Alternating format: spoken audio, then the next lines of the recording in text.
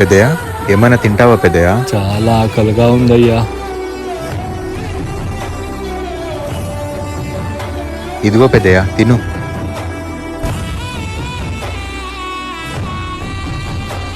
పెద్దయ్య మెల్లిగా. చాలా ఆకలిగా ఉంది బాబు. 2 రోజులైంది అన్నం తిని. మనిషి చూడ్డానికి బానే ఉన్నారు, మీకు ఉండడానికి ఇల్లు లేదా? ఉంది బాబు, ఎందుకు లేదు? సొంతం ఇల్లు ఉంది, ఆస్తి ఉంది, కానీ అది అనుభవించే సంతోషం నాకు లేదు. ఎందుకు పెద్దయ్య, ఏమైనా ప్రాబ్లమా? కోడలికి నేనంటే ఇష్టం లేదు, ఆస్తి అంటే చాలా ఇష్టం. నా కొడుకుతో ఏం చెప్పిందో నాకు తెలియదు.